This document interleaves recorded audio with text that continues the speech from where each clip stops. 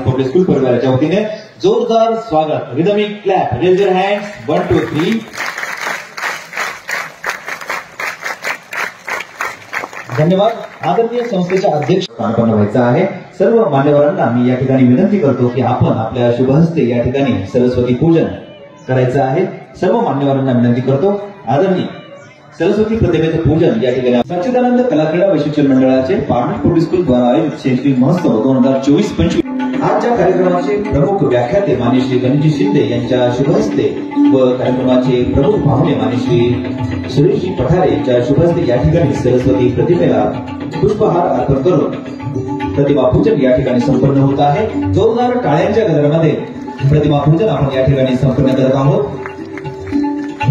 समवेत संस्थेच्या अध्यक्ष सविता म्हस्के मॅडम यांचंही आगमन या ठिकाणी झालेलं आहे. तसेच गायकवाड मॅडम यांनाही विनंती आहे की आपण पुष्प अर्पण करून त्या ठिकाणी सरस्वती प्रतिमा पूजन करायचं आहे. सर्व मान्यवरांना विनंती आहे की सरस्वती प्रतिमा पूजन झाल्यानंतर आपण या ठिकाणी स्थानापन्न व्हायचं आहे. जोरदार टाळ्या सर्वांनी द्यायच्या आहेत. Raise your hands. Rhythmic clap. व्हायचं आहे. यानंतर प्रमुख पाहुणे व्याख्याते पाहुणे आले म्हटलं की पाहुण्यांचा सत्कार करणं आमचं आद्य कर्तव्य आहे. म्हणून संस्थेचे सन्मान होत आहे. जोरदार टाळ्यांच्या गजरामध्ये हा सन्मान आपण या ठिकाणी संपन्न करत आहोत. Raise your hand. हात उंच. Rhythmic clap. टाळ्या थांबल्या नाही पाहिजे. बघा छोट्या मुलांच्या टाळ्यांचा आवाज. कल्पना समोर बसलेल्या विद्यार्थ्यांच्या टाळ्यांचा आवाज. Rhythmic clap. 1 2 3. टाळ्यांच्या गजरामध्ये हा सत्कार या ठिकाणी संपन्न होत आहे. भगवद्गीता पुष्पगुच्छ लोहा या ठिकाणी देऊन करांचा पार्लमेंट पब्लिक स्कूल परिवाराच्या वतीने सत्कार या ठिकाणी संपन्न होत आहे. भगवद्गीता त्यांना देऊन त्यांचा सत्कार या ठिकाणी संपन्न करायचा आहे. जोरदार टाळ्यांच्या गजरामध्ये हा सत्कार या ठिकाणी संपन्न होत आहे. Rhythmic clap. 1 2 3. टाळ्यांचा आवाज. आपण या ठिकाणी संपन्न करत आहोत. टाळ्या वाजवत नाही तर मुलं. Rhythmic clap. 1 2 3. 1 2 3. धन्यवाद सर. या सन्मानाने करावं. शाल श्रीफळ डीजे आसिफ एसके माननीय श्री सखांची आवती सरांचा सन्मान होत आहे. जोरदार टाळ्यांच्या गजरामध्ये हा सन्मान आपण करत आहोत. रिदमिक जोरदार टाळ्यांच्या गजरामध्ये माननीय श्री सरांचा या ठिकाणी सन्मान होत आहे. शाल श्रीफळ पुष्पगुच्छ भगवद्गीता देऊन सरांचा सन्मान या ठिकाणी संस्थेचे अध्यक्ष प्राचार्य चौथा शिक्षणाची मुख्य सरांच्या शुभेच्छा होत आहे. विद्यालयाचे स्नेही प्रकाश आणि प्रकाशचे माता पिता हे दोघेही एनडीएमध्ये 2 वर्षाचं ट्रेनिंग घेत आहेत. लेफ्टनंट म्हणून ते जे पद घेणार आहेत. 3रं वर्ष चालू आहे. प्रसाद आणि प्रकाश पुनश्चितच्या सर्व मान्यवरांचं प्रमुख व्याख्यात्यांचं जोर.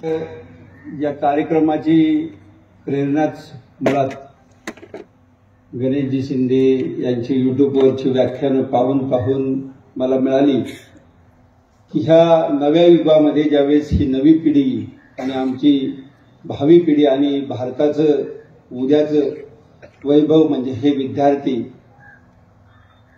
हे जेव्हा येणार आहेत तेव्हा त्यांना काहीतरी आपल्या संस्कृतीचं देणं आपण लागतो. आपली जुनी पिढी लागतो. आपण लागतो. ते आपण दिलं पाहिजे. आणि ह्या वयात जर का ते त्यांच्यात मरवण्याचा प्रयत्न केला तर ते येणाऱ्या काळासाठी अतिशय चांगलं असतं. हीच स्मृती घेऊन आदरणीय आदिगुरु इंद्रभानजी डांगे यांच्या प्रेरणेनं खूप दिवस ते मला म्हणायचे की शैक्षणिक महोत्सव व्हावा. त्याच्यामध्ये मुलांना हे विचार द्यावेत तुम्ही का ज्या विचाराची उद्याच्या पिढ्यांना गरज आहे हे विचार द्यावेत तुम्ही. का जो आपला संत संप्रदायाचा वारसा आहे, जो महाराष्ट्राच्या मातीचा वारसा आहे, जो भारताचा वारसा आहे, ते विचार द्यावे. फिजिक्स, केमिस्ट्री, बायोलॉजी तर आपण शिकवणारच आहे, ते मुलं शिकणारच आहे, पण त्याबरोबर हे पण द्या, कारण यातली समीकरणं हे नेहमी बदलत असतात आणि माणुसकीची समीकरणं ही नेहमी वेगवेगळी असतात. तेव्हा त्या माझ्या गुरूंच्या प्रती हे मी आदरपूर्वक नमन करतो आहे. आणि या ठिकाणी जास्त वेळ नाही घेत, कारण की मुलं मला रोज ऐकतात. पण या ठिकाणी आम्ही जेव्हा फोन केला सरांना की भास्करजी तू फोन कर, सर काय म्हणतात बघ, आणि भास्करनी सरांना फोन केला आणि पहिली तारीख मागच्या वर्षीची पावसामुळे रद्द करावी लागली आणि पुन्हा ही तारीख आता बदलून घ्यावं लागली. 2 वेळा मला 4 वेळा पाहुण्यांशी बोलावं लागलं आणि भास्करही बोलला, पण त्यांनी कधी माझ्याशी कुरकुर नाही केली की तुझी लई तारीख बदलते वगैरे. तुझी तारीख बदलू दे, काही होऊ दे, पण मी येणारच इथे म्हटले. आणि म्हणून मला असं वाटतं की यापेक्षा वेगळं स्वागत सरांचं करण्याला मला शब्द नाही. मी पुन्हा एकदा पुष्परूपी सुमन सरांच्या चरणी नतमस्तकपणे अर्पण करतो आणि या विद्यालयामध्ये त्यांचं स्वागत करतो. त्यानंतर माझे मित्र, त्यांचा फार पूर्वीपासून आमच्या सर्वांच्यावर खूप जीव आहे, ते सुरेशजी सका सेठ तर माझे मित्र आहेत, ते सगळ्यांना परिचित आहेत. अडसूळ साहेबांना तुम्ही ओळखताय, सर्व ते पारनेरचे प्रथम नागरिक आहेत. का अगोदर ते ह्या शाळेचे पालक आहेत, त्यांच्याकडे या शाळेचं पालकत्व गेल्या 10-15 वर्षापासून आहे. आणि भास्कर मी या शाळेचा नावलौकिक खूप मोठा केलेला आहे सर. त्याची एनडीएत मुलं गेली, त्यातला तो 4थीतला मुलगा माझ्याकडून सैनिक स्कूलला गेला डायरेक्टली. आणि तो आजही मला म्हणतो की सैनिक स्कूलची वाट तुम्ही दाखवली ना सर, तिथून एनडीएची वाट मिळाली. मी तुमचा फार म्हणजे ऋणी आहे असं कधी कधी बोलतो. आणि तो इतका भारी की ते काय विचारायचं, त्याच्या आईलाच विचाराय एखाद दिवशी बघा हा मुलगा तू कसा जन्मला इतका भारी. आणि तुमच्या त्या खूप ऐकतात. त्या म्हटल्या की मला नाही बोलवलं तरी सरांच्या कार्यक्रमाला मी आज येणार आहे. मी म्हटलं तुम्हाला न बोलवण्याचा प्रश्नच काय, म्हणून त्यांना म्हटलं आता स्टेजवर येऊन बसा. आम्ही नाही तुम्हाला वर बसवलं तर दुसरं कोण बोलवणार तुम्हाला वर बसायला, वर बसा इकडे येऊन. आणि मग त्यांना वर बसण्यासाठी आचरण केलं. जास्त वेळ मुलांना मी घेत नाहीये, तुम्ही मला खूप ऐकताय. तुम्हाला ज्यांना ऐकायचंय त्यांच्यासाठी आपण वेळ देऊया. त्या अगोदर मी विनंती करेन सगळ्या पाहुण्यांच्या वतीने सुरेश सेठ यांना की तुम्ही शुभेच्छा द्यावेत आणि डायरेक्ट सरांना बोलायला लावा. पण तुम्ही फक्त बोलावं 2 शब्द, एवढीच आमची सर्वांची इच्छा आहे, आमच्या सर्वांच्या वतीनं सर. नाम असे व्याख्याते, कथाकार, एक अष्टपैलू व्यक्तिमत्व असलेले म्हणजे सन्माननीय गणेशजी शिंदे, या गावचे प्रथम नागरिक नगराध्यक्ष नितीन शेठ अडसूळ, या संस्थेचे संस्थापक आदरणीय मस्के सर, त्यांचा सगळा स्टाफ, आमचे मार्गदर्शक आणि ज्येष्ठ पत्रकार बुचुळे सर, मार्केट कमिटीचे माजी सभापती सकाराम शेठ आवटे आणि सर्वच माझ्या बालगोपाळ मित्रमैत्रिणींना, विद्यार्थ्यांना. अशा प्रकारचे शैक्षणिक महोत्सव आपल्याकडे खूप दुर्मिळ आहे. माझं भाग्य आहे की जवळपास दरवर्षी मला या कार्यक्रमाला उपस्थित राहता येतं आणि शैक्षणिक गोष्टींच्या बरोबरच आचारविचाराचं शिक्षण, मार्गदर्शन हे समाजामध्ये जी लोक चांगले लिहितायत, चांगलं बोलतायत, चांगलं मार्गदर्शन करतायत, ते वेगवेगळ्या क्षेत्रात असतील. कोणी साहित्य क्षेत्रात असतील, कोणी आध्यात्मिक क्षेत्रात असेल. आणि या लोकांना हे सगळं क्रीम आपल्या समोर आणायचं, त्यांचे विचार आपल्यासारख्या विद्यार्थ्यांच्या समोर मांडायचे आणि त्यातून चांगलं देण्याचा प्रयत्न करायचा. सरांनी आता सांगितलं की त्यांचे विद्यार्थी एनडीए मध्ये गेले. आम्ही पाहत असतो कोण IITला गेलंय, कोण डॉक्टर झालंय, कोण इंजिनियर झालंय. याच्याही व्यतिरिक्त फक्त चांगले डॉक्टर, चांगले इंजिनियर किंवा शैक्षणिक क्षेत्रात चांगली प्रगती करणारी माणसं, विद्यार्थी घडवायचे नाही, तर एक चांगली माणसं या शाळेतून निर्माण झाली पाहिजे, हा एक त्यांचा प्रयत्न जो आहे तो मला वाटतं खूप चांगला आहे. आणि इतर सुद्धा शाळांनी ज्याचं अनुकरण करावं असा हा उपक्रम आहे. आपल्याला ज्यांना ऐकायचंय ते खूप महाराष्ट्रातले खूप नावाजलेले व्याख्याते आहेत. ते तुम्हाला त्याची जाणीव होईलच, कारण माझ्यासारखा अत्यंत बेसुमार बोलणारा माणूस आणि नंतर अत्यंत लयबद्ध आणि आपल्याला जे सांगायचं आहे ते योग्य पद्धतीने मांडणारा माणूस, याच्यातला फरक तुम्हाला दिसेलच. सरांनी तुम्हाला मराठीच्या याच्यामध्ये विरोधार्थी शब्द शिकवले असतील. बुटका मोठा, चांगला वाईट, असे तुम्हाला तो आता दिसेलच. तर मजेचा भाग सोडून द्या. सर्वांना ज्यांना ऐकायचंय त्या गणेश शिंदे सरांना मी विनंती करतो की आपण आपलं बहुमोल असं मार्गदर्शन. नमस्कार. खरं तर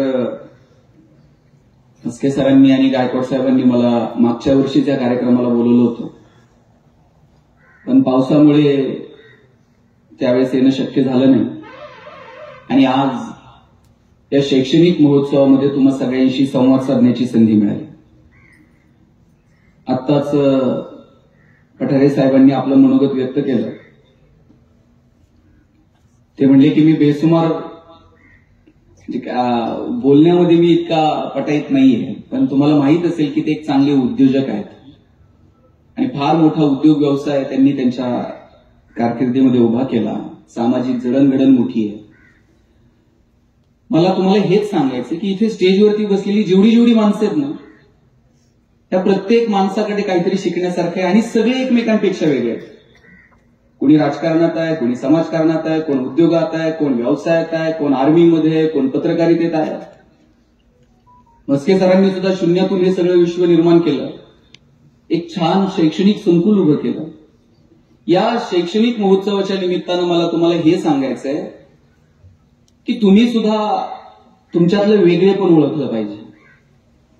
आपलं झालंय काय माहितीये का, कुणीतरी सांगितलं ना, हा आता इंजिनिअरिंगला बूम आहे, चालले आपण इंजिनिअरिंगकडे.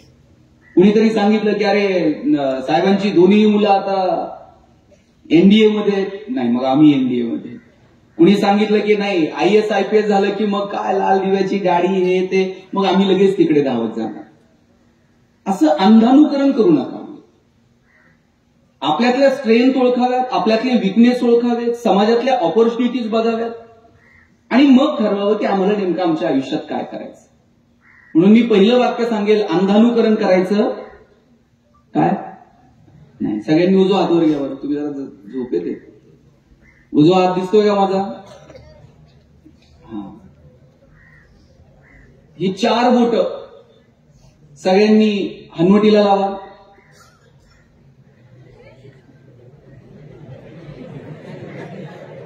ही हनुवटी आहे का?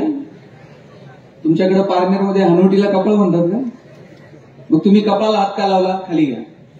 हा, शब्बास, तुम्ही लाव. हेच चाललंय वर्षानुवर्ष. तुम्ही हे केलं म्हणून आम्ही ते केलं. तुम्ही तुमच्यातलं जोपर्यंत वेगळेपण ओळखत नाही, स्ट्रेंथ विकनेस ओळखत नाही ना, तोपर्यंत मजा नाही. मला एक सांगा, सचिन तेंडुलकर सारखा षटकार ऐश्वर्या रायला मारता येईल का? ऐश्वर्या राय सारखा ठुमका लता दिदींना देता आला असता का? लता दिदींसारखं गाणं अशोक सराफला म्हणता येईल का? तुम्ही जर मला म्हटले भाषण कर, मी किती वेळ बोलेल. तुम्ही जर मला म्हटलं आता तुम्ही एवढ्या लांबून आलाय, जाता जाता पारनेरमध्ये एखादी कुस्ती करून जा, आपल्याकडे जमणार नाही. जगात आपण सगळे एकमेकांपेक्षा वेगळे आहोत आणि ज्या दिवशी तुम्हाला वेगळेपण सापडलं त्या दिवशी करिअरच्या वाटा सापडल्या म्हणून समजा. तुम्ही बघा, ट्रेंड बदलत जातात ना, तशी पोरं त्या ट्रेंडच्या पाठीमागे धावत राहतात. एक जमाना होता साहेब डीएडचा. डीएडला जर नंबर लागला तर त्यानं परत मागं वळून बघायचंच नाही, अशी हवा होती डीएडवाल्यांची. आणि दोघं नवरा बायको जर जिल्हा परिषदच्या शाळेवर लागले, त्यांचं करिअर झालं म्हणून समजायचं. आज डीएड कॉलेजेसची अवस्था काय? बहुतांशी डीएड कॉलेजेस आज बंद आहेत. त्यानंतर इंजिनिअरिंगचा बूम होता. गावात एखादाच इंजिनियर असायचा. गावात जर पाहुणे आले आणि त्यांनी जर विचारलं ना इंजिनियर साहेब कुठे राहतात, सगळं गाव पाहुण्याला इंजिनियरच्या घरी नेऊन सोडत होतं. आता तुम्ही गावात जाऊन विचारा इंजिनियर साहेब कुठे राहतात, ते म्हणते नाव सांग, प्रत्येक घरात 4 आहेत. आणि आफ्टर कोविड आता मेडिकलचा बूम. प्रत्येक आईबापाला वाटतंय पोरगं मेडिकललाच गेलं पाहिजे. बरं नाही भारतात नंबर लागला तर ते म्हणतात रशियाला जाऊ द्या, पण पोरानं मेडिकलला गेलं पाहिजे. आणि त्यांच्या मनात पक्क आहे, म्हणजे त्यांच्या डोक्यात असं नाही याला बायो आवडतं मग यानं मेडिकलला जावं, याला फिजिक्स आवडत आहे, याला मॅथ मध्ये इंटरेस्ट आहे मग यानं इंजिनिअरिंगला जावं. त्यांच्या डोक्यात पक्क आहे मुलगा एमबीबीएस मुलगी एमबीबीएस, दोघांना मिळून हॉस्पिटल आणि नंतर मिळवण्याला मेडिकल. हे तुमच्याकडे काय मला माहित नाही, पण हा एक अलिखित नियम आहे. मला वाटतं की वयाच्या 18व्या वर्षी एक मुलगा बुद्धिबळाच्या क्षेत्रामध्ये जगज्जेता होतो आणि 12व्या वर्षी तो असताना त्याचा एक इंटरव्ह्यू मी ऐकला. त्यानं सांगितलं की नाही मला बुद्धिबळात करिअर करायचं. वयाच्या 11व्या वर्षी एक मुलगी चायनामध्ये ग्रँड मास्टर होते बुद्धिबळात आणि तिला विचारलं जातं की तुझी आवड काय. आता जी बुद्धिबळामध्ये ग्रँड मास्टर आहे तिची आवड काय असेल, ऑब्व्हियसली बुद्धिबळ. तिनं पत्रकारांना सांगितलं नाही अभ्यास करणं ही माझी आवड आहे. तिला विचारलं अभ्यास कशाचा करते, तिनं सांगितलं परराष्ट्र धोरण, वेगवेगळ्या देशांमधले हितसंबंध याचा मी अभ्यास करते. या मुलांच्या लाईन क्लिअर आहे, आमच्या अभ्यासाच्या जागा कोणत्या, आमचे छंद कोणते, आमच्या आवडीनिवडी कोणत्या. पण हल्ली आमच्या डोक्यात आहे की शिक्षण म्हणजे केवळ आणि केवळ उदरनिर्वाहाचं साधन आहे.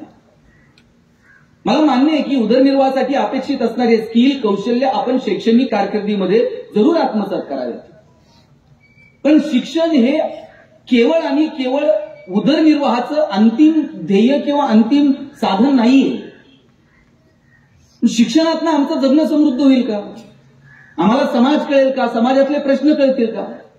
आणि म्हणून शालेय जीवनामध्ये आम्ही शिक्षणाचा आनंद घेतो का हा प्रश्न स्वतःला विचारा. परीक्षा आल्या की रात्र जागायचं, मग नंतर पहाटे लवकर उठायचं, शिक्षकांच्या मागं लागायचं, आयएमपी क्वेश्चन सांगा. मग मागच्या 10 वर्षाचे पेपर चालायचे, कोणते क्वेश्चन सातत्यानं रिपीट झाले ते बघायचं, सगळी मार्कांची बेरीज वजाबाकी करत शिकायचं. मग सगळंच मार्कांसाठी, इतिहास मार्कांसाठी, भूगोल मार्कांसाठी, विज्ञान मार्कांसाठी. मग शिवाजी महाराज 4 मार्काला, संभाजीराजे 5 मार्काला. तुकाराम महाराजांचा अभंग तर अवघड आहे म्हणले, ऑप्शनला टाकू, त्याच्याऐवजी दुसरं काहीतरी वाचू. परवा तर 10वीतला एक पोरगा मला विचारत होता, सर या वर्षी मराठीच्या पेपरला ज्ञानदेव पडणार आहे का तुकाराम पडणार आहे. मी म्हटले हे पडतील कसे ज्यांनी महाराष्ट्र उभा केला. जर असं मार्कांच्या पलीकडे जा, अभ्यासाची मजा घ्या, आनंद घ्या, मैदानावरती खेळा, लॅबोरेटरीमध्ये जाऊन काही प्रयोग करा, चांगली ग्रंथालय तिथे जाऊन तासनतास वाचत बसा. सिलेबसच्या पलीकडे आम्ही अवांतर काही वाचायला तयार नाहीत, मैदानावरती खेळायला तयार नाहीत. प्रॅक्टिकल बिक्टिकल तर नाही केले तरी चालतात हल्ली. पोरगं काही वेगळं करायला गेलं का आम्हीच सांगतोय चंचूपात्र ठेव, फुटतंय, तेवढंच आहे आपल्याकडे. कसं सायंटिस्ट जन्माला येतील. मी आता चेंबूरला गेलो होतो, होमी भाभा इन्स्टिट्यूट आहे चेंबूरला. 1200-1400 एकराचा तो परिसर आहे आणि तिथल्या मुलांशी मी बोलत होतो, सगळे सायंटिस्ट तिथले. मी त्यांच्याशी गप्पा मारल्या आणि साहेब तिथे ज्यांना ऍडमिशन गेट थ्रू एकतर एक्झाम, त्यांची स्वतःची एक एंट्रन्स आहे आणि गेट थ्रू पण ऍडमिशन मिळतात. तिथे मला बोटावर मोजण्या इतकी पोरं सुद्धा साहेब महाराष्ट्रातली सापडली नाही. सगळी पश्चिम बंगाल वगैरे इकडून पोरं येत आहेत, त्यांना व्हायचंय सायंटिस्ट, त्यांना करायचंय सायन्समध्ये करिअर. आमच्या डोक्यात फक्त अमुक एक एक्झाम क्रॅक करायची, मेडिकल आणि इंजिनिअरिंगला नंबर लागला पाहिजे, याच्या पलीकडे आम्ही सायन्स स्टुडंट म्हणून बघायलाच तयार नाही होत. का आमच्या पोरांना वाटत नाही आपण संशोधनात आलं पाहिजे, नवीन तंत्रज्ञान जसं स्वीकारतो तसं शोधलं पण पाहिजे. कॉमर्समध्ये ग्रॅज्युएट झाले पोराला साधा बँकेतला जर डीडी भरता येत नसेल, आम्ही कुठे घेऊन चाललो या सगळ्या शैक्षणिक सगळ्या व्यवस्थेला. जगभरातली 25-26 विद्यापीठं चालू वर्षी आता भारतामध्ये येतात. तुमची कॉम्पिटिशन पारनेरन, नगरन, पुणे, महाराष्ट्र इथपर्यंत उरलेली नाहीच. तुमची कॉम्पिटिशन जगासोबत आहे. जग एक छोटं खेडं झालंय. आणि मग 9वी 10वीतली जगभरातली पोरं काय शिकतात, ते नवीन काय अभ्यासतायत, आम्ही नवीन काय अभ्यासलं पाहिजे. मला वाटतं याच्यासाठी पोरांना आपण प्रयत्न करावे. हे शाळा कॉलेजचे दिवस आहेत ना, तुम्हाला परत कधीच मिळणार नाहीत. गेले हे दिवस ना परत नाहीत तुमच्या हातात. हेच दिवस आहेत उंच भरारी घेण्याचे आणि हेच दिवस आहेत पाय घसरण्याचे. या वयात नको त्या गोष्टींच्या नादी लागून तुमचे पाय घसरू द्यायचे का या वयात मोठी स्वप्न बघायची आणि उंच भरारी घ्यायची हे आज तुम्ही ठरवून घ्या. का आम्ही नोकरीच्या पलीकडे जायचं नाही, का आम्ही वेगवेगळ्या क्षेत्रांचा विचार करायचा नाही. आम्ही ठरवून घेतलंय 10वीला खूप मार्क पडले की मग सायन्सला, थोडेसे कमी पडले की मग कॉमर्सला, आणि दोन्हीकडेही नंबर लागला नाही की मग कॉलेजच्या गेटवर जर उभं राहिलं ना, पोरगं येताना दिसलं तरी ओळखू येतं हे कोणत्या साईडला.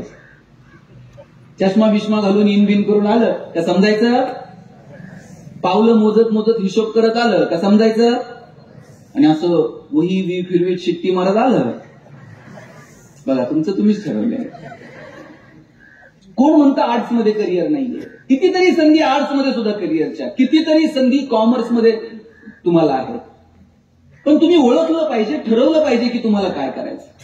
आपल्याकडे पोरांना वाटत नाही आपण उद्योगात यावं, व्यवसायात यावं, व्यापारात यावं. त्यातल्या त्यात पारनेरची परिस्थिती चांगली आहे, खूप लोक उद्योगात व्यवसायात आहेत. तिकडे तुमचे मुंबईला लोक, दुष्काळी भाग होता, शेतीची म्हणावी अशी परिस्थिती नव्हती, पर्याय नव्हते त्या पिढीसमोर. लोक शिकली, अनेक शिक्षक आहेत कुटुंबामध्ये, आणि काही लोक जी मुंबईला वगैरे गेली आज उद्योगात व्यवसायात चांगले स्थिर स्थावर आहेत. का उद्योग व्यवसाय व्यापाराचा विचार आपण करायचा नाही. काय परिस्थिती महाराष्ट्राची उद्योग व्यवसायाच्या संदर्भानं. टायरवाले केरळचे, किराणा व्यवसायात पटेल, हार्डवेअरची दुकानं बोरींची, बांधकाम व्यवसायात युपीचे लोक, गवंडी सगळे बिहारचे, सुतार कामात राजस्थानी, हॉटेल सगळी दक्षिणात्यांकडे, चायनीजच्या गाड्या पूर्वांचलचे तरुण चालवतात. आपण कुठे, आपण कुणाच्या तरी मागं की जय. बरं मागं निम्म्यांना माहित नसतंय पुढं कुणाचा जय जयकार चाललाय. कानावर की पडलं का जय म्हणायचं, यात आम्ही आमचं तारुण्य वाया घातलं. आणि याच्याही पलीकडे जाऊन मग आम्ही नोकऱ्यांच्या रांगांमध्ये उभे राहिलो.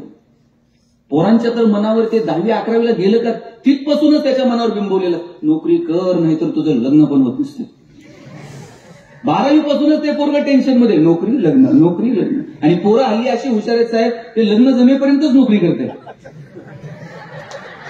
लग्न झालं का सोडून देते. मुलीच्या तुम्ही जरा ताड बसले, मुली बघा कशाला मस्त ताड बसलेल्या, हे तुम्ही असे हात बीत देऊन काय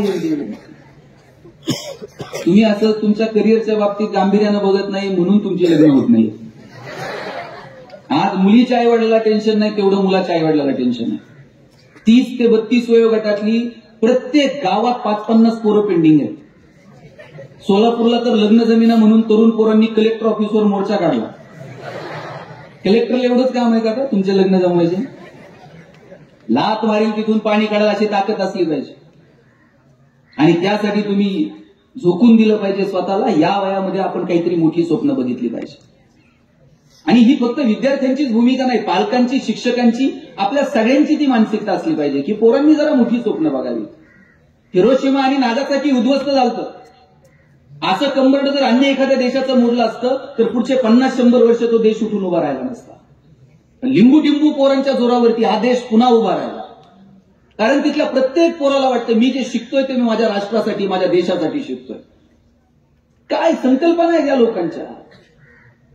कुठे गेलं चायना, काय होतं दुबईमध्ये 84-85 पर्यंत, काही नव्हतं दुबईमध्ये, तेलाचे पैसे होते. आज जगातला सगळ्यात बिझिएस्ट एअरपोर्ट दुबई आहे, जगातला सगळ्यात प्रॉफिएस्ट मॉल दुबई आहे. या लोकांना कळालं की काळ आणि वेळेनुसार आपण बदललं पाहिजे. बदलत राहिली, तंत्रज्ञान शोधत राहिली, नवनवीन तंत्रज्ञान स्वीकारत राहिली. बुर्ज खलिफा म्हणून इमारत आहे, 200-250 मजले वरती घेऊन जात आहे, वरतून परत खाली घेऊन येते. आणि वर जाऊन खाली यायला लोक हजारो रुपयांचं तिकीट काढतात. आत्ताचा बिझनेस एक्सपो झाला तो दुबईमध्ये झाला. पर्यटनाच्या क्षेत्रात कुठच्या कुठे निघून गेलं दुबई. का तुम्हाला असं वाटू नये की अरे आपण 5-10 पोरांनी एकत्र आलं पाहिजे, काहीतरी पर्यटनाच्या संदर्भाने केलं पाहिजे.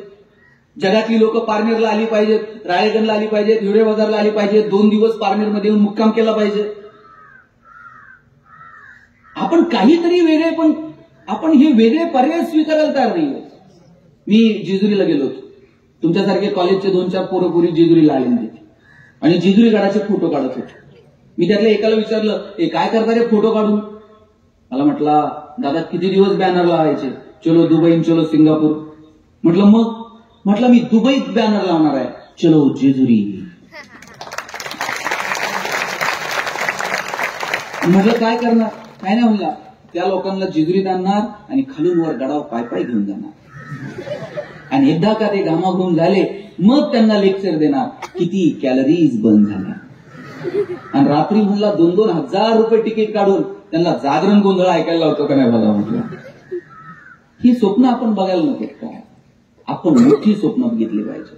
काळ आणि वेळेनुसार तुम्ही बदललं पाहिजे. केवळ आणि केवळ मार्कांसाठी पाठांतर करत केवळ एखादी एक्झाम क्रॅक करण्यापुरतं शैक्षणिक कारकीर्द नाहीये. तुकाराम महाराजांनी शेकडो वर्षापूर्वी सांगितलं, अर्थे विना पाठांतर कासया करावे, व्यर्थची मरावे गोकुनिया. तुकाराम महाराज काय भाष्य करतात ते सांगतात की तुम्ही अर्थ समजून न घेता हे पाठांतर करत राहिलात घोकून घोकून मरून जाल पण याचा उपयोग होणार नाही. तत्कालीन समाज व्यवस्थेला तुकोबांनी ठणकावून सांगितलं, वेदांचा अर्थ अम्मासीचं ठावा, येरांनी व्हावा भारमाथा. तुम्ही वेद फक्त डोक्यावर घेऊन मिरवला पण त्याचा अर्थ काय तो आम्ही सांगू तुम्हाला. काय धाडस आहे. आपण त्या महाराष्ट्रामध्ये जन्माला आलो जिथे ज्ञानोबा तुकोबारायांनी पिढ्यानपिढ्या चालत आलेली ज्ञानाची सगळी परंपरा तुमच्या माझ्या समोर आणून ठेवली. आपल्या घरात ज्ञानेश्वरी असली पाहिजे, आपल्या घरात गाथा असली पाहिजे. आपण थोडंसं सिलेबसच्या पलीकडे जाऊन वाचलं पाहिजे. मी तर म्हणतो चांगले चित्रपट सुद्धा बघितले पाहिजे, चांगल्या वेब सिरीज बघितल्या पाहिजे. पण आपण नको ते चित्रपट बघतो, नको त्या वेब सिरीज बघतो. आपण चांगल्या गोष्टी पाहायला पाहिजे, चांगल्या लोकांना भेटलं पाहिजे, चांगल्या लोकांशी मैत्री केली पाहिजे. तुमची संगत ठरवते ना तुमचं करिअर काय असणार आहे. तुम्ही मूर्खांच्या संगतीत आलात, तुमच्या चांगुलपणामुळे ते किती बदलेल मला माहित नाही, पण तुम्हाला जास्त धोका आहे. म्हणून चांगल्या लोकांची संगत ठेवा आणि ठरवा तुम्हाला नेमकं काय करायचंय तुमच्या आयुष्यामध्ये. मी पुन्हा पुन्हा सांगेन, काळ आणि वेळेनुसार तुम्ही बदलला नाहीत आणि नवीन तंत्रज्ञान जर तुम्ही स्वीकारलं नाही तर तुम्ही मार्केटमध्ये टिकू शकणार नाही. एक काळ होता नोकियाचा. आम्ही जेव्हा कॉलेजला होतो आम्ही आमच्या आयुष्यात पहिला फोन जर कोणत्या कंपनीचा घेतला असेल तर नोकियाचा घेतला होता. 3310, 1100, 1600, 2600. आता नोकिया आहे का रे पोरांनो बाजारात? नाही. का नाहीये? अँड्रॉइड टेक्नॉलॉजी नोकियानं स्वीकारली नाही म्हणून नोकिया बाजारात टिकू शकलं नाही. एक काळ होता कॉडॅकचा. कॉडॅक सोडून दुसरा कॅमेरा नव्हता बाजारात. 36च फोटो निघायचे, रोल असायचा त्यात. नवरा नवरी हार घालायला आणि फोटोग्राफरचा रोल संपायला. आणि नवरदेवाने जर फोटोग्राफरला विचारलं हे जरा ते अल्बम लवकर दे, 6 महिने लग्नाचे अल्बम मिळत नव्हते. ते फोटोग्राफर म्हणणार फोटो धुवायला दिलेत, कोणत्या नदीवर जात होतो कुणास ठाऊक. आता कॉडॅक बाजारात नाही. डिजिटल टेक्नॉलॉजी कॉडॅकनं स्वीकारली नाही, कॉडॅक टिकू शकलं नाही. तुम्हाला आठवते का बाबा 4 वाजता मराठी पिक्चर लागायचा टीव्हीला रविवारी. धूमधडाका, थरथराट, लक्ष्मीकांत बेर्डे, अशोक सराफ आणि मध्येच एक जाहिरात लागायची, लाईफ बॉय है जहा. बघा इकडून आवाज आला, तंदुरुस्ती है वहां. त्या जाहिरातीमध्ये फुटबॉल खेळणारी पोरं दाखवलेली होती. भारतामध्ये विशेषतः फुटबॉलची क्रेज नव्हती. पण लाईफ बॉयला विचारायचं तुम्ही फुटबॉल खेळणारी पोरं का दाखवली? लाईफ बॉयची मोनोपोली होती. लोक दुकानात जाऊन साबण द्या नव्हती म्हणत, लाईफ बॉय द्या म्हणायची. एवढा रुबाब होता लाईफ बॉयचा. पण त्यानंतर लक्स मार्केटमध्ये आला. राजा हिंदुस्थानी पिक्चर हिट झालेला. करिश्मा कपूर फॉर्म मध्ये होती. लक्सनं करिश्माला ब्रँड अँबॅसेडर केलं. आता लक्सनं करिश्माला ब्रँड अँबॅसेडर केल्यावर फुटबॉल खेळणाऱ्या पोरांकडे कोण बघताय का? लक्सनं मार्केट तयार केलं. लाईफ बॉयला कळलं आता जर मार्केटमध्ये टिकायचं असेल तर फुटबॉल खेळणारी पोरं जाहिरातीत दाखवून उपयोगाची नाही. आपली कॉम्पिटिशन करिश्मा कपूर सोबत. त्यांनी लाईफ बॉय गोल्ड नावाचा गुळगुळीत साबण बाजारात आणला आणि आता त्याची जाहिरात कोण करत होतं? आता फुटबॉल खेळणारी पोरं नाही, लाईफ बॉय गोल्डची जाहिरात करत होता कॉलेजचा एक तरुण मुलगा आणि मुलगी. मुलगी गाडीवर उतरते, रागात निघून जाते. मुलगा विचारतो काय झालं? मुलगी सांगते पसीने की बदबू से परेशान. पोरगा घरी जातो, लाईफ बॉय गोल्ड आंघोळ करून. या कंपन्यांना कळलं आपल्याला जर मार्केटमध्ये टिकायचं असेल तर आपल्याला बदलावं लागेल. कोविडमध्ये एक तरी साबण अशी जाहिरात करत होता का? आमचा साबण सुगंधी आहे, तो लावल्यावर तुम्ही गोरे व्हाल. कोविडमध्ये कुणाला गोरं व्हायचं पडलं होतं? प्रत्येक साबण एकच जाहिरात करत होता, 99.9% कीटाणू से मुक्ती. कोविडमध्ये संतूर मम्मी बिम्मी काही नव्हतं, फक्त कीटाणू आणि मुक्ती. आणि मला पटरे साहेब त्या मोती साबणाचं गणित अजून समजलेलं नाही.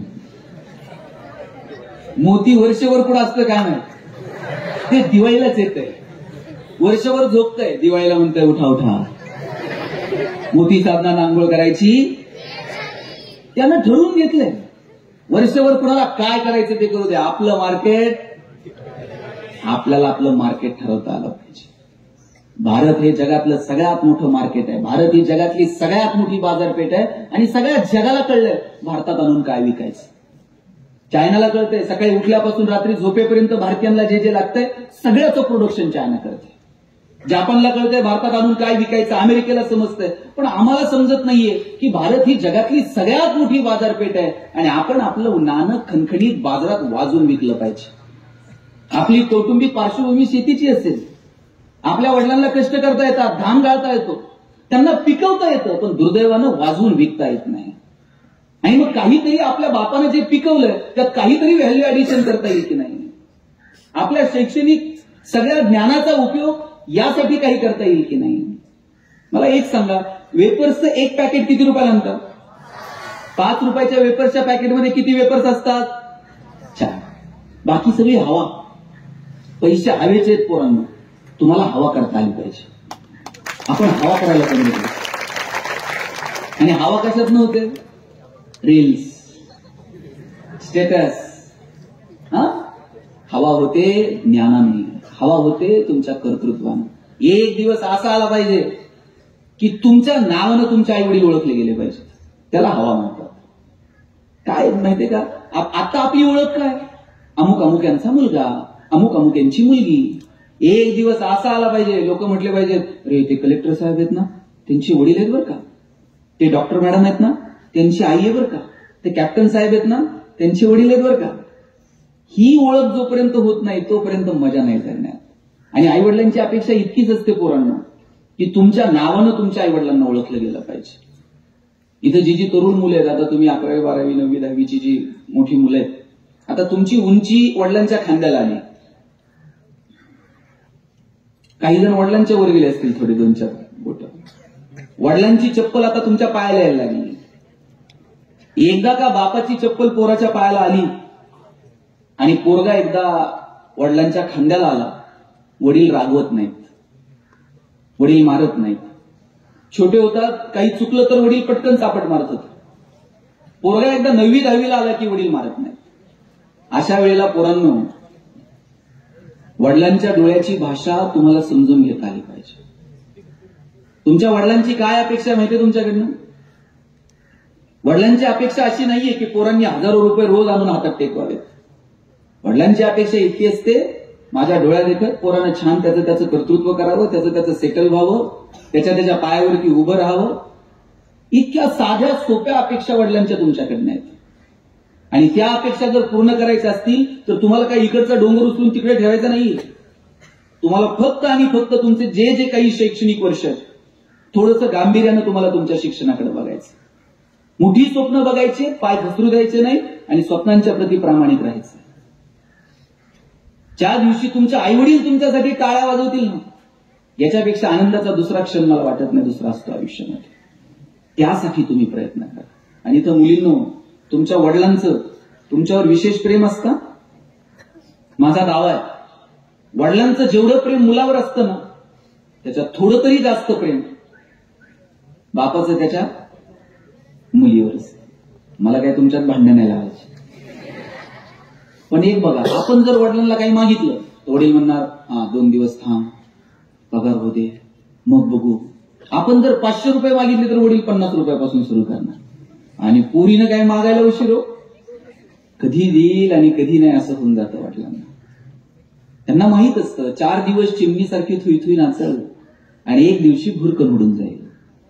जोपर्यंत आपल्या घरात आहे तोपर्यंत तिचे सगळे हट्ट पुरवायचे हे वडिलांनी ठरवून घेतलेलं असतं.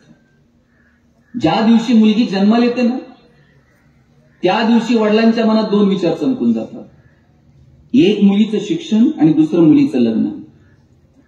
एक एक रुपया वडील असा बाजूला काढून ठेवत असतात तुमच्यासाठी.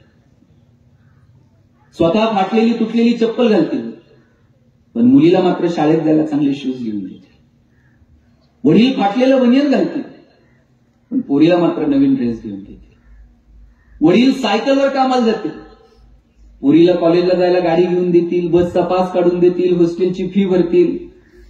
10 मिनिट जर तुम्हाला शाळेतून यायला उशीर झाला ना पोरींना, 10 मिनिटात बाप 10 वेळा आईला विचारतो, कुठपर्यंत आली बघ, जरा फोन कर ग.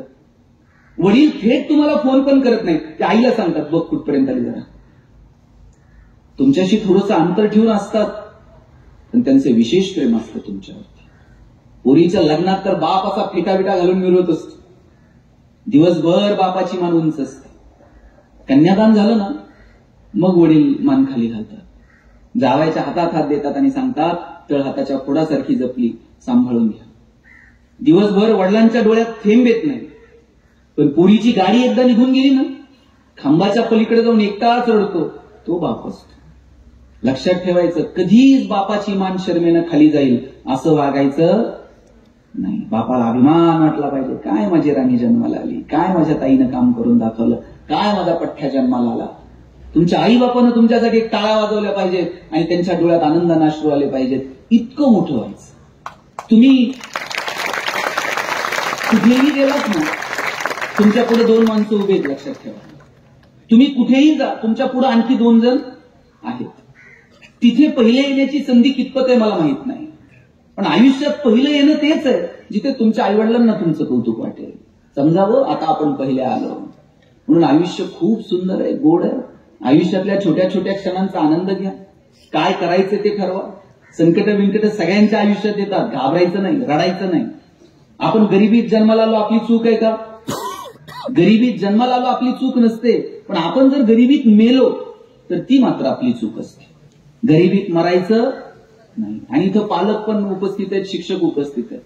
माझी विनंती, पोरांना असलं अजिबात सांगू नका की 1 रुपया वर जात नाही, पैशाला कोंबडी खात नाही, पैशावाल्याला कुठं झोप आहे का, आणि त्याला कुठं सुख आहे का, हे असलं सांगून आहे ना, तरुण पोरांना अकार्यक्षम बनवण्याचा धंदा कुणीच करू नये. उलट पोरांना सांगितलं पाहिजे, जेवढे पैसे कमवता येतील तेवढे कमवा. फक्त एक वाक्य आयुष्यभर लक्षात ठेवायचं, जोडून या धन उत्तम व्यवहार आहे. पैसे कमवायचे, पण आमचा व्यवहार मात्र उत्तम असला पाहिजे. आजच्या तारखेला जर मला कुणी विचारलं चांगला माणूस कोणता, या गावातला, त्या गावातला, या देशातला, त्या राज्यातला, या जातीतला, त्या धर्मातला, या पक्षातला, मी म्हणेल ज्याचा व्यवहार चांगला तो माणूस चांगला. माझे वडील तर मला सांगतात, वाईट मार्गाने मिळवलेलं धन म्हणजे प्रेतावरची फुलं आहेत. हसूही देत नाहीत आणि रडूही देत नाहीत. चांगल्या मार्गाने कमवायचं आणि त्याचा आनंद सुद्धा घ्यायचा. आणि त्यासाठी म्हणून या शैक्षणिक सगळ्या वर्षांचा तुम्हाला उपयोग करायचा आहे. अभ्यास आहे ना, मनापासून करा. जगातली कोणतीही गोष्ट अशक्य नाहीये. तुकाराम महाराजांनी सांगितलं, असाध्य ते साध्य करिता सायास, कारण अभ्यास तुका म्हणे. तुकाराम महाराज सांगतात की अरे तुम्ही अभ्यास, शेकडो वर्षांपूर्वी हे शब्द वापरले तुकोबारायांनी. काहीच अशक्य नाहीये, तुम्ही अभ्यास तर करा. काय धाडस होतं, जिथे तुम्हाला शिक्षणाचा अधिकार नव्हता त्यावेळेस तुकोबाराय सांगतात, वेद आमच्या घरी येऊन पाणी भरतात. काय धाडस आहे साहेब. ज्ञानोबा आणि तुकोबा दोघंही बंडखोर संत आहेत. एक तर ज्ञानाला भाषेची मर्यादा होती, गुरु शिष्य परंपरेची मर्यादा होती. गीता कोणत्या भाषेमध्ये होती? संस्कृतमध्ये. आणि किती लोकांना संस्कृत समजत होतं? मोजक्या लोकांना. सर्वसामान्य माणसाला कळेल अशा साध्या सरळ सोप्या भाषेमध्ये भगवान श्रीकृष्णानं सांगितलेलं तत्वज्ञान पोहोचलं पाहिजे, यासाठी ज्ञानोबारायांनी प्रयत्न केले. कंबर कसली आणि ज्ञानेश्वरीसारखा महान ग्रंथ तुमच्या माझ्यासमोर आहे. काय धाडस आहे. आज तुम्हाला मला विचारणारी माणसं आहेत घरात. अरे सकाळी जर आपल्याला उठायला उशीर झाला तर आई डबा घेऊन आपल्या मागं पळते, दप्तर आईनं भरून ठेवलेलं असतं. किती किती सुख आहेत. एवढी एवढीशी पोरं होते, निवृत्ती, ज्ञानदेव, सोपान आणि मुक्ताई. काय वय होतं, त्या वयामध्ये आईवडील निघून गेले, पोरकी झाली पोरं. समाजानं अवहेलना केली, समाजानं वाळीत टाकलं. भिक्षा मागायला गेले तर लोकांनी भिक्षा दिली नाही. आणि त्या परिस्थितीमध्ये ज्ञानोबारायांचे थोरले बंधू निवृत्ती महाराज सांगतात, दादा तू कवी आहेस, तुझ्याकडे ती प्रतिभा आहे, सर्वसामान्य माणसाला कळेल अशा भाषेमध्ये तू गीतेचं ज्ञान आणि हा माणूस धर्म लोकांपर्यंत पोहोचवला पाहिजे. काय भावाभावातलं प्रेम, काय बहीण भावातलं प्रेम. आणि म्हणून मी सांगेल की सिलेबसच्या थोडंसं पलीकडे जा. म्हणून मी मगाशी म्हटलं चांगले चित्रपट बघा. आपण जमिनीवर राहतो. तुम्ही सॅम बहादूर पिक्चर बघितलाय का रे? फील्ड मार्शल मानेकशॉ यांच्या आयुष्यावरचा तो चित्रपट आहे.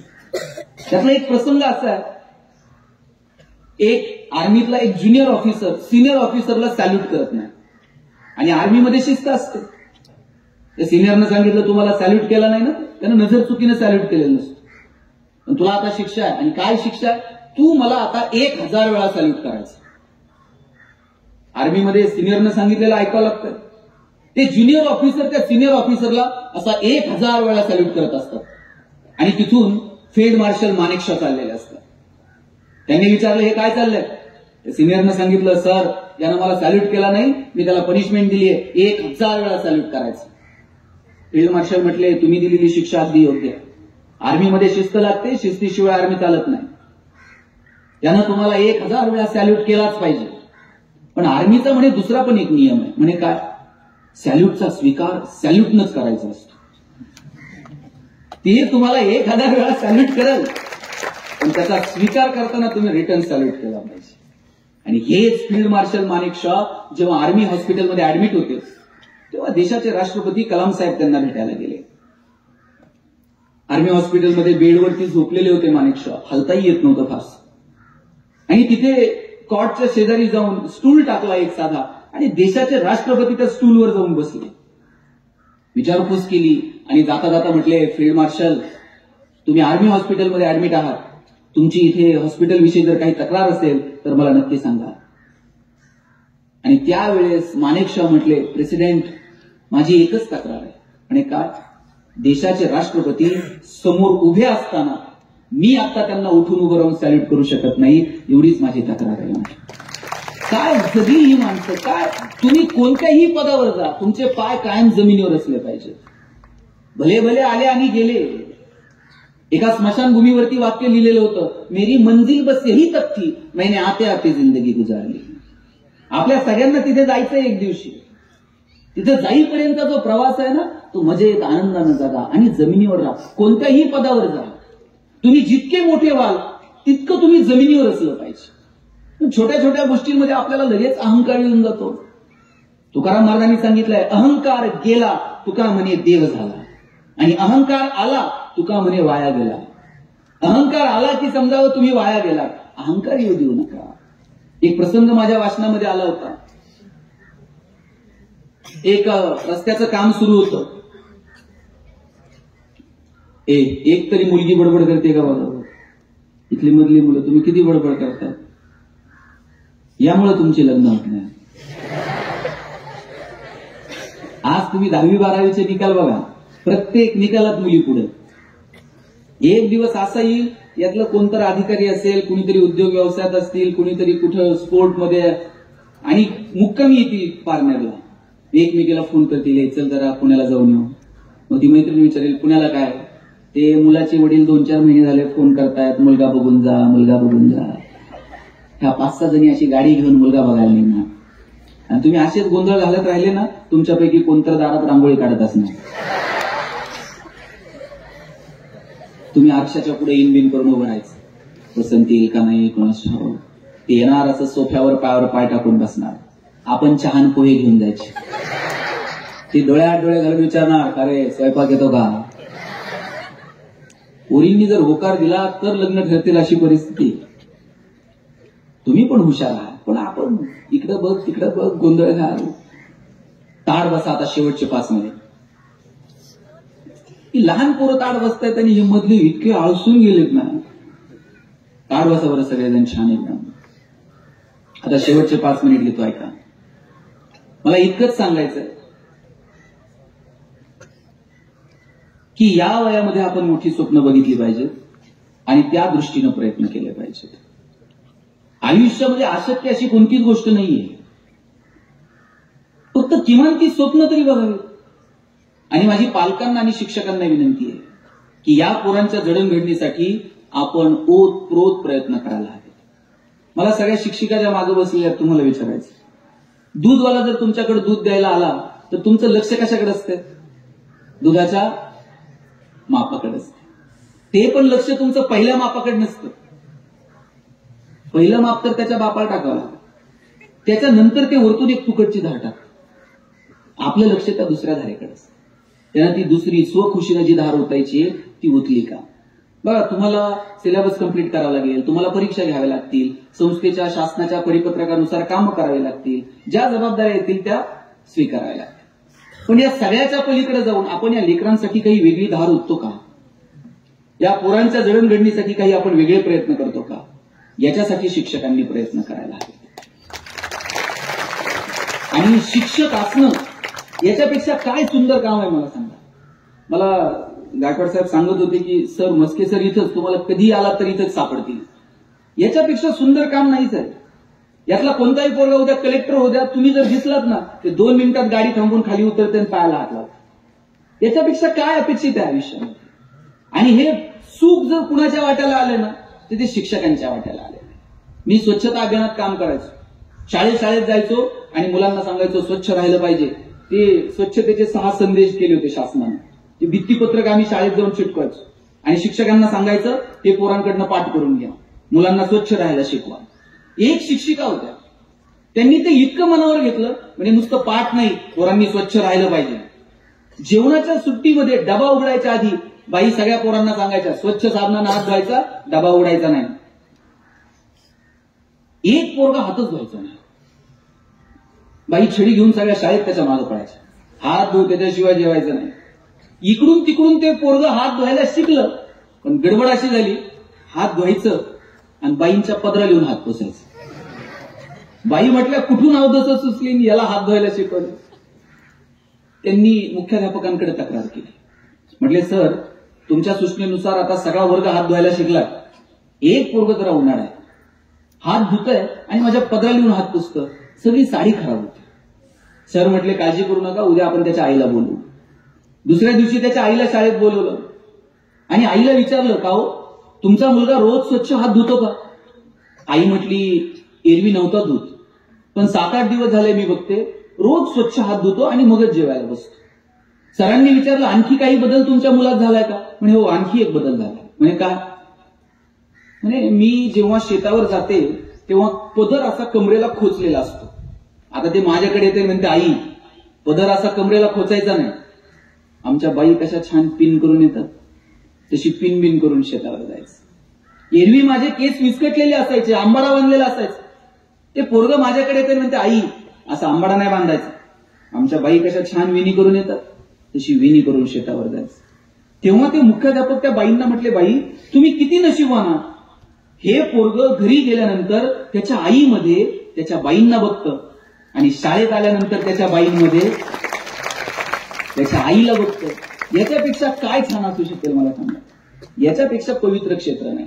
म्हणून जे शिक्षक मंडळी आहेत, तुम्ही खूप सुंदर क्षेत्रात आहात आणि तुमच्या आयुष्याची पुंजी काय माहितीये? रिटायरमेंट नंतर जर तुम्हाला कोणी विचारलं तुमच्या आयुष्याची साठवणूक काय, एवढी ग्रॅज्युएटी, एवढा फंड, एवढी पेन्शन, एवढा पगार, पोराचं लग्न केलं, त्याला टेम्पो घेऊन दिलाय, पोरीला 20 तोळे घातलेत, ही आपल्या आयुष्याची पुंजी नसते. हे तर सगळंच जण करणार आहे. पण 10 नावं आपल्याला आयुष्यात ठणकून सांगता आली पाहिजे. सांगता आलं पाहिजे की अरे ते परवा रणजी खेळलेला पोरगा आहे ना, वर्गात खडून स्टंप आखून क्रिकेट खेळायचा, मी मैदानावर घेऊन गेलो, पोरगा रणजी खेळला. ती इंडियन आयडल झालेली पोरगी आहे ना, सुंदर राष्ट्रगीत म्हणायची, मी तिचे सूर ओळखले, काल पोरगी इंडियन आयडल झाली. ते विधानसभेत बोललेला आमदार आहे ना, वर्गात मॉनिटर असायचा, मी त्याच्यातले नेतृत्व घेऊन हरले, आज पोरगा आमदार आहे. ही अशी 10 नावं शिक्षकाला आपल्या आयुष्यात सांगता आली पाहिजेत. आणि मला वाटतं तीच आपल्या आयुष्याची पुंजी असते. आणि म्हणून शिक्षक म्हणून आपण जेवढं डिवोशननं काम करू ना, आणि लक्षात ठेवा त्या शाळेच्या सीसीटीव्ही मध्ये आपण येऊ की नाही मला माहित नाही, पण सर वरतून एक सीसीटीव्ही रोज सुरू आहे, त्यातून काहीच चुकत नाही. गहू पेरून हरभरा उगवत नाही, ज्वारी पेरून दुसरं काय उगवत नाही, जे पेराल ते उगवणार आहे. काय पेरायचं या लेकरांच्या बाबतीत ते आज आपल्याला ठरवावं लागेल. आयुष्यात कुणाच्या बापाला घाबरू नका, घाबरायचंय तर माणसानं स्वतःच्या कर्माला घाबरावं. कारण कर्म कधी ना कधी वसुलीला येतं आणि एकदा का कर्म वसुलीला आलं मग तिथं कुणाचाच वशिला चालत नाही. आणि म्हणून आपलं कर्म चांगलं असलं पाहिजे. आपण काय वागतो, काय बोलतो, आपण कसं जगतो याचं अप्रायझल जग करायचंय तेव्हा करेल, पण आपल्या आपल्या परफॉर्मन्सचं अप्रायझल रोज आपल्याला करता आलं पाहिजे. त्यासाठी आपण काम करावं. आणि जाताना इतकंच सांगायचंय, ज्यांची ज्यांची परिस्थिती बेताची आहे, थोडीशी हालाकीची आहे, अजिबात रडायचं नाही पोरांनो. छत्रपती शिवाजी महाराजांनी शून्यातून हिंदवी स्वराज्य निर्माण केलं. लिंबू टिंबू पोरं गोळा केली, त्यांच्या हातात समशेरी दिल्या आणि पाहता पाहता स्वराज्य उभं राहिलं. किती संकट आली शिवाजी महाराजांच्या आयुष्यामध्ये, अनेक संकट आली, पण त्या संकटांनी शिवाजी महाराज डगमगले नाहीत. मिर्झा राजेसोबत तह झाला. किती किल्ले दिले मिर्झा राजांना? 23 किल्ले दिले. 23 किल्ले मिर्झा राजांना दिले. अरे एक एक किल्ला मिळवण्यासाठी कितीतरी मावळ्यांनी प्राण्यांची आहुती दिली. आणि शिवाजी राजे म्हटले का आता 23 किल्ले दिले ना, आता काय करायचं ना, आता काय खरं राहिलंय, आता जरा औरंगजेबासोबत मिळून घेऊ, जुळून घेऊ, मग बघू, थोडीशी जहागिरी वाढवून घेऊ, असं काय झालं का? अरे शिवाजी राजांनी एक एक किल्ला पुन्हा घेतला आणि पुन्हा स्वराज्य निर्माण केलं. ही प्रेरणा आपल्यामध्ये असली पाहिजे. ज्या ज्या वेळेस तुम्हाला असं वाटेल ना की आता आयुष्यात काय राम उरला नाही, जगण्यात काही तथ्य उरलेलं नाही, त्या दिवशी तुम्ही ना शिवाजी महाराजांची आग्र्याहून सुटका एवढं प्रकरण वाचा. अरे शिवाजी महाराजांचा केवढा अपमान केला गेला. सरदारांच्या रांगेमध्ये शिवाजी राजांना उभं केलं गेलं. शिवाजी राजांना बंदिवासात ठेवलं गेलं. पण शिवाजीराजे खचून गेले नाहीत. प्लॅनिंग केलं, स्ट्रॅटेजी ठरवली आणि एक दिवशी औरंगजेबाच्या नाकावर टिचून थेट महाराष्ट्र. काय धाडस आहे. या जगात आहेत ना साहेब, अनेक योद्धे जन्माला आले, अनेक राजे महाराजे जन्माला आले. शिवाजी राजांच्या वेळेस शूरवीर नव्हते का? अनेक शूरवीर होते, पण शिवाजी राजांमध्ये एक वेगळेपण होतं आणि ते वेगळेपण म्हणजे धाडस, कमालीचं धाडस आहे. अहो त्या काळात लढणं सोपं होतं का? बरं शिवाजी राजे जर पकडले गेले असते तर मग काय थेट मृत्यूच होता ना. तर शिवाजी राजे म्हटले असते आता मी पकडलो गेलोय, चांगला वकील द्या, थेट मृत्यू. पण कमालीचं धाडस दाखवलं आणि स्वराज्य निर्माण केलं. मला वाटतं ते धाडस पोरांनो आपण आपल्या आयुष्यात दाखवलं पाहिजे. आणि परिस्थितीसाठी रडायचं नाही, परिस्थिती बदलवण्यासाठी प्रयत्न करायचे. पठारे साहेब, आम्ही इथे सोनवळे सर आहेत, बुचडे सर आहेत, गेल्या अनेक वर्षांपासून आम्ही संपर्कात आहोत. तुम्ही माझं केडगावला जर कधी आला असाल, आमचं घर साहेब इतकं छोटं होतं पत्र्याचं, असा हात वर केला का पत्र्याला हात लागायचा. आणि आम्ही ज्या कॉलनीत राहायचो, बँक कॉलनीच्या तिथं सगळी घरं स्लॅबची होती, फक्त आमचं एकच घर पत्र्याचं होतं.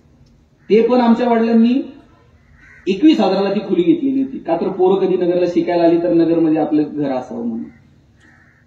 आणि त्या कॉलनीत सगळ्यांची घरं स्लॅबची. आम्हाला असं वाटायचं, गावाकडे होतो तोवर काय वाटायचं नाही, पण म्हटलं इथं सगळ्यांची स्लॅबची ना, आपलंच एकटं पत्र्याचं काय.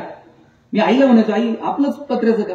आई ती म्हणायची नशिबवान आहेस, तुझे वडील शिक्षक आहेत म्हणून तू पत्र्याच्या घरात. म्हणलं शासनाचा झेर आहे का शिक्षकांनी स्लॅबची घरं बांधायची नाही?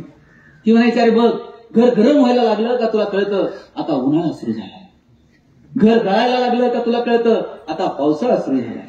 शेजारच्या स्लॅबच्या घरात उन्हाळा कळत नाही, पावसाळा कळत नाही, खास ऋतूंची ओळख व्हावी म्हणून भूगोल शिकवणाऱ्या तुझ्या बापानं असलं मॉडेल उभं केलं. म्हणायचं पैसे नव्हते, आनंद मात्र भरभरून होता. न्यूयॉर्क कॉलेजला आम्ही केडगाववरून सायकलवर जायचं. त्या केडगावच्या पुलाला आम्ही दोघं तिघं किडकिडीत, आम्हाला ती सायकल उतरून लोटीत न्यायचो आम्ही. त्याच्यात मजा होती. पुण्यात शिकायला गेलो, आई नगरवरनं जेवणाचा डबा पुण्यात पाठवायची. 9:30 वाजता शिवाजीनगरच्या स्टँडला डबा यायचा. 6च्या गाडीनं कधी दिला असेल, 4 वाजता आई उठली असेल, पीठ मळलं असेल, भाकर थापली असेल, तिच्या हाताचा स्पर्श पिठाला झाला असेल. 2 वर्षात चतकोर सुद्धा भाकर कधी फेकून दिली नाही, कारण आई सकाळी उठून आपल्यासाठी डबा तयार करून पाठवायची. आणि डबे फडक्यात यायचे आणि फडक्यात चिठ्ठी असायची, पोरांनो डबे खा, फडके जपून ठेवा. फडके जपून ठेवायचे. शनिवारच्या गाडीने फडके पाठवायचे, सोमवारी परत त्या फडक्यांमध्ये डबे यायचे. वडील एक चॉकलेट आणायचे, माझ्या बहिणीच्या हातात द्यायचे आणि म्हणायचे गणेश आणि तू अर्धा अर्धा करून खा. ताई चॉकलेटचे 2 भाग करायची, एक मोठा आणि एक छोटा. ताई चॉकलेटचा छोटा भाग स्वतःला ठेवायची आणि मोठा भाग मला द्यायची. चॉकलेट छोटं होतं, पण आभाळा एवढा संस्कार करून गेला. मोठ्या लोकांनी मोठ्या गोष्टी मोठ्या मनानं छोट्या लोकांना द्यायच्या असतात. आणि हे फक्त बहीण करू शकते. म्हणून बहिणीचा सन्मान करा, आपल्याही आणि इतरांच्याही. आपण आपल्या बहिणीचा जितका सन्मान करतो तितका जर आपण इतरांच्या बहिणीचा केला तर कोणत्या बहिणीसाठी मोर्चे काढावे लागणार नाहीत, कॅन्डल मार्च काढावे लागणार नाहीत. तुम्ही असे चौकात उभे आणि अचानक तुमच्या शाळेतल्या 2 मुली तिथून जातात, त्यांनी तुमच्याकडे जर बघितलं ना, त्यांना सुरक्षित वाटलं पाहिजे. बसमध्ये कितीही गर्दी असू दे, तुम्हाला बघितल्याबरोबर त्यांना वाटलं पाहिजे माझ्या वर्गातली, शाळेतली, गावातली पोरं इथं मी सुरक्षित आहे.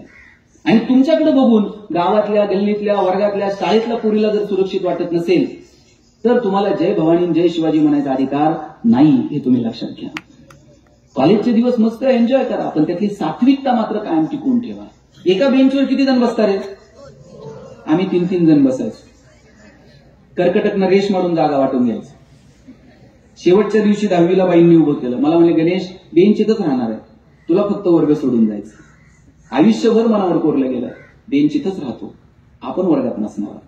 तुम्ही ज्या बेंचवर बसताय ना, तिथं कितीतरी जण बसून गेलेत. या माईकवर आजपर्यंत अनेक जण बोलून गेले.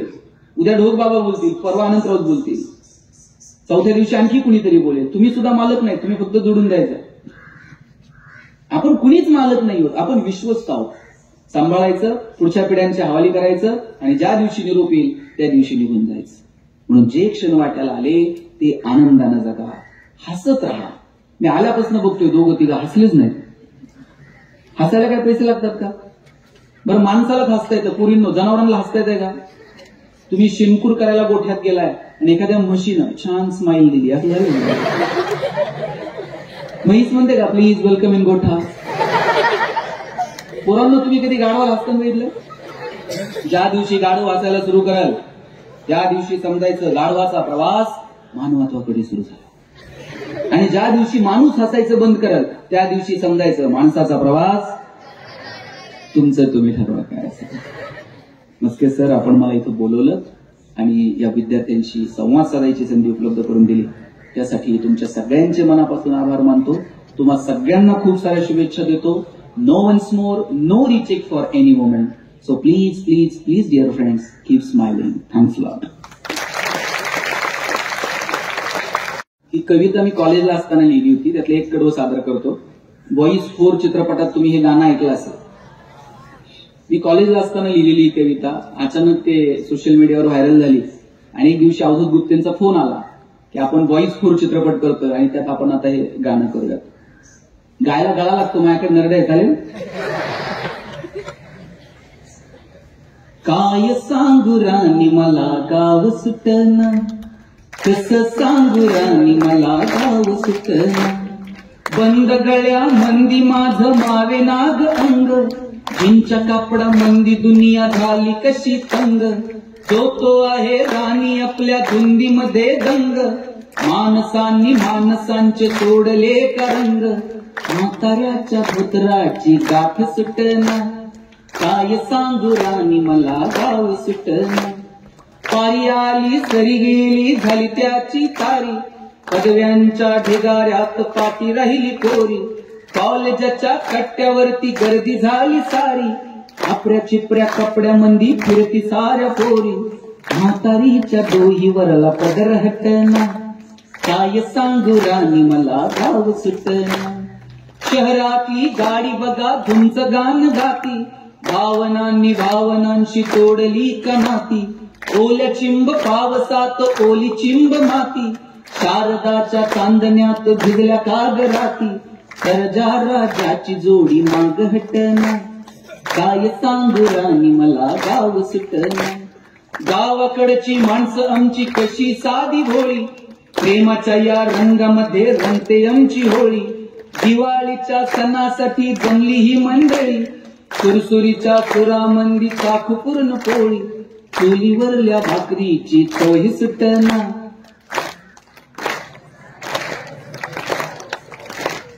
कसं सांगू राणी मला गाव सुटना. थँक्यू. सुटना ही जगभर प्रसिद्ध असलेली तुमची कविता आणि चित्रपटामध्ये गाण्याचं स्वरूप घेऊन समोर आलेली आहे. विद्यार्थ्यांना खूप छान पद्धतीने तुम्ही सांगितलं. जसं शैक्षणिक क्षेत्राचा उल्लेख केला सर, आमचा माजी विद्यार्थी अनय नावंदर हा 32वी रँक घेऊन UPSC मध्ये IAS पदासाठी पात्र झालेला आहे. आता सध्या त्याचं ट्रेनिंग चालू आहे. आणि ही बाब ज्यावेळेस तुम्ही सांगितली की विद्यार्थी ज्यावेळेस, आणि खरंच सर 24 तास इथेच असतात, 24 तास कधीही आलात सर इथंच भेटतं. आणि जसं तुम्ही सांगितलं की विद्यार्थ्यांना, कालही आमचा आनंद बाजार होता, त्या आनंद बाजारमध्ये आमचे माजी विद्यार्थी जो एम्स मध्ये नागपूर या ठिकाणी वैद्यकीय शिक्षण घेतोय, त्याचा गव्हर्नमेंट एम्स मध्ये नंबर लागला. अगदी विद्यार्थी ज्यावेळेस येतात, सरांशी भेटतात आणि चरण स्पर्श करतात, त्यावेळेस खरंच शिक्षक असल्याचा अभिमान वाटतो. हे तुमच्या वाक्यातून पुन्हा एकदा हे काम खूप चांगलं आहे आणि खूप सुंदर पद्धतीने आपण केलं पाहिजे. हे सर्व शिक्षकांना आत्मसात आम्ही केलेलं आहे, करत आहोत आणि भविष्यातही तुम्ही ज्या पद्धतीनं सांगितलं त्याच पद्धतीने काम करण्यासाठी आम्ही प्रयत्नरत राहू. यानंतर आदरणीय सरांना विनंती करतो की आपण आभारच व्यक्त करावं. आदरणीय सर.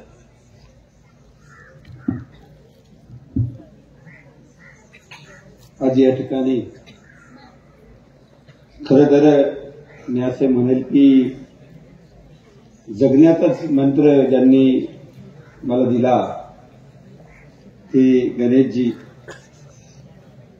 त्यांनी एक गोष्ट सांगितली, तुम्ही सर्वांनी ऐकली असेल, की ह्या कॅमेऱ्याच्या पलीकडचाही कॅमेरा असतो आणि तो तुम्हाला टिपत असतो. मी मुलांना आणि शिक्षकांना कधी कधी बोलताना सर असं म्हणत असतो की मला कोणी एखाद्याने शाप दिला आणि तो म्हणाला ना तुझ्या कर्माची फळं भोगशील किंवा फेडशील, तर माझं कर्म इतकं चांगलं असेल की मला ते वरदान वाटेल आणि माझी कर्म चांगली असतील. हे शाळा शिकवताना मी शिकवत असतो सर. आणि मला तुम्ही ज्यावेळेस ते बोलत होते तेव्हा माझ्या डोळ्यातून अश्रूच आले. त्यावेळेस मला वाटलं की तुमच्या कर्माला सुद्धा नंतर कोणीतरी विचारणार आहे नक्की. हे आपल्याला आज सरांनी सांगितलं. या ठिकाणी खरं खूप व्यस्त कार्यक्रमात सर आपल्या कार्यक्रमामुळे सुरेशजींना जाऊ दिले नाही. आपण म्हटलं काही असू दे, मला थांबावंच लागेल. नगराध्यक्ष बी आमचे खूप कामात असतात, पण ते राजकारणापलीकडे शाळेवर प्रेम करतात. आम्ही राजकारणी लोकांना बोलत नाही, पण सुरेश उद्या जर आमदार झाला तुम्हाला बोलावंच लागेल, कारण ते मित्र आहे. म्हणजे सांगता येत नाही, ते उद्याचं भविष्य आम्ही मोठं पाहत असतो आणि सरांनी सांगितलं की स्वप्न पण लहान पाहत नसतो. त्यामुळे मोठी स्वप्न पाहणारी माणसं आहोत आम्ही सगळे. सगळ्या सीट तर त्यांच्याकडे गेल्याशिवाय करमत नाही आणि आज ती या ठिकाणी उपस्थित आहे. गायकवाड पती पत्नी या ठिकाणी उपस्थित आहे. भुतडे सरांचं विशेष प्रेम आपल्या सर्वांच्यावरच आहे आणि ते नेहमीच असतं. मी सर्वांचे खूप मनापासून आभार व्यक्त करतो. खरं तर आज गणेशजीची पहिली भेट झाली आणि खूप मोठी पावती मला या कार्यक्रमातून शाळा चालवण्याची सुद्धा मिळाली आणि त्यांनी नेहमीच यावं. मी या मताचा आहे, मी बोलवत राहीन. त्यांना जेव्हा जेव्हा वेळ मिळेल त्यांनी त्या वेळेस मला वेळ दिली तर मी खूप आनंदी राहील. पुन्हा एकदा मुलांना तुमच्या सर्वांच्या वतीनं आणि माझ्या वतीनं मी सर्वांचे आभार मानतो आहे आणि थांबतो आहे. कार्यक्रम संपला असं घोषित करतो आहे. आहेत 1 finger लाऊडली, 2 finger, 3, 4, 5.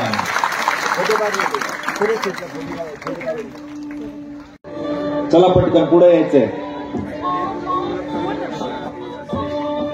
Raise your hand, silent claps.